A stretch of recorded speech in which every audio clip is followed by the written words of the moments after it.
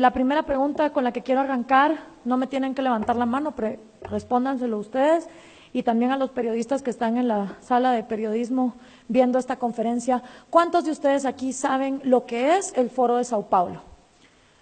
No tienen que levantarme la mano, pero respóndanselo ustedes. Gustavo nos acaba de enseñar muchos de los síntomas de lo que ocurrió en Venezuela. Ahora yo les voy a explicar de dónde viene esto, porque no surgen estas cosas por casualidad, ¿sí? No es de que de la nada está pasando todo esto.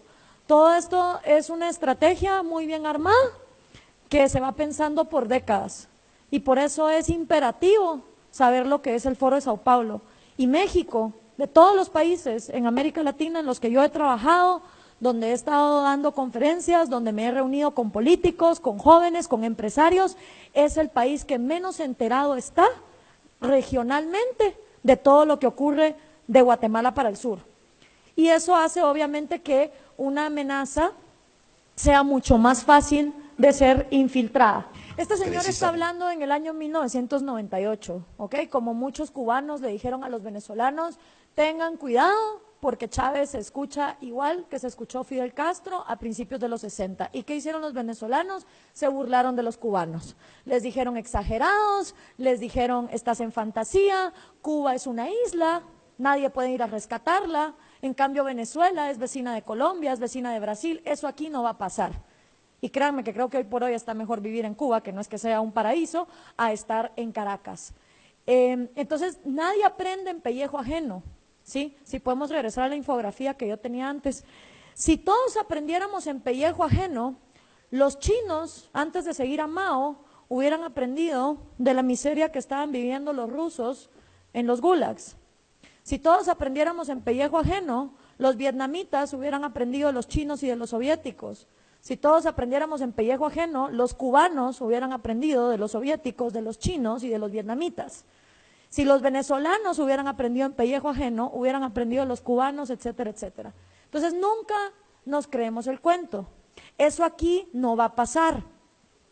Y para uno no quedar como un paranoico, que lo que está es montando una teoría de conspiración, vamos a hablar con hechos y con realidades. Pero el populismo que actualmente estamos viviendo en América Latina sí tiene una fecha de nacimiento, y es el Foro de Sao Paulo en 1990. ¿Por qué? Porque en el momento en que Fidel Castro es exitoso y trae el comunismo por primera vez a América Latina en 1959, el resto de países latinoamericanos lo que hicieron fue un copy-paste de guerrillas marxistas. Guerrillas en Guatemala, en El Salvador, en Nicaragua, el APRA en Perú, en Uruguay, donde participó Mujica, guerrillas en Argentina y, por supuesto, la guerrilla más multimillonaria de todas, las FARC en Colombia. Todas estas guerrillas marxistas no se dieron por casualidad, venían financiadas por la Unión Soviética con el entrenamiento cubano. Pero pasa algo en 1990, resulta que se cae el muro de Berlín y la Unión Soviética se desploma y ya no hay mama soviet que pague dinero para las Kalashnikov, para los bombazos, para los secuestros, para todo lo que requiere un armamento guerrillero y enfrentarse contra el gobierno. Fidel Castro se empezó a dar cuenta que la Unión Soviética estaba colapsando desde 1987 y empieza entonces a ver cuál va a ser la estrategia para postergarse en el poder, porque Cuba es una isla que necesita recursos que vengan de afuera. Y si no iba a estar la Unión Soviética, ¿cómo iba a sobrevivir Castro en el poder? Entonces, busca a un joven marxista, sindicalista, apuesto, carismático, súper querido, de una de las naciones más millonarias de América Latina, Lula da Silva, en Brasil. Y le dice, oye Lula, aquí va a haber un problema, porque la Unión Soviética va a colapsar. ¿Cómo vamos a hacer para seguir llegando al poder? Y organizan en el año 1990 en Sao Paulo, Brasil, el primer foro de Sao Paulo. Y en ese primer foro de Sao Paulo asisten todos los partidos comunistas, todos los guerrilleros marxistas, todos los sindicalistas de izquierda de la región latinoamericana. ¿Qué significaba esto? Que si tú eras comunista, en lugar de agarrar un fusil e irte a la montaña, podías formar tu partido, presentarte a elecciones y que la gente te votara. Hay un pequeñito problema.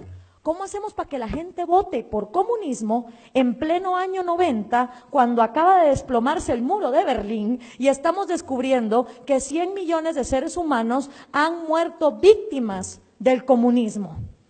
Está un poquito jodido vender esa idea cuando tanta gente ha muerto. Entonces había que encontrar una manera de manipular la democracia para poder llegar al poder. Aquí la lucha no es violenta, no se trata de andar matando gente, ni de irse al monte en una guerrilla.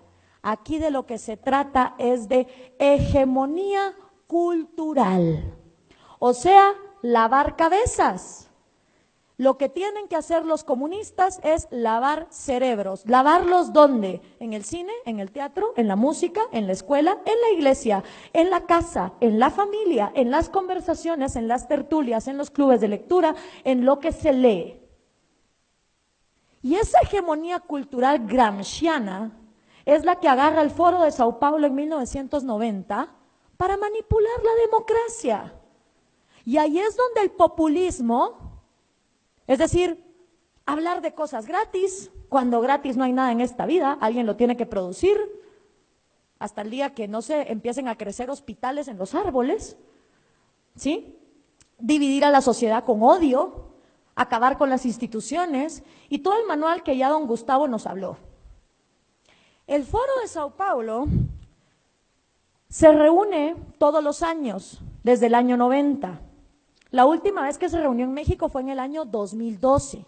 El primer presidente que ponen en el poder es Hugo Chávez, lo cual es una excelente noticia para Cuba, porque justamente el peor periodo de hambre y miseria que los cubanos han vivido es de 1990 a 1998, el famoso periodo especial. Y hasta que no entró el petróleo venezolano a reemplazar a mamá soviética, los cubanos estaban muy mal. Y ahora que el petróleo se desplomó, próxima parada, Colombia, porque el dinero de las drogas de las FARC es un excelente reemplazo del petróleo. Estos socialistas no piensan en décadas, piensan en siglos y están actuando por siglos. Entonces, si uno no comprende la magnitud regional de cómo está esta gente organizada, no la van a poder combatir. ¿Quiénes acudieron? De Cuba el Partido Comunista, de Colombia las FARC, de Nicaragua obviamente el Frente Sandinista, de Guatemala la URNG, de El Salvador el FMLN y de México, oh sorpresa, el PRD. Y ese es un gran reto para ustedes, porque a partir del año 2015, Morena también es miembro del Foro de Sao Paulo. Pero el PRD es miembro del Foro de Sao Paulo desde que López Obrador estaba en el PRD.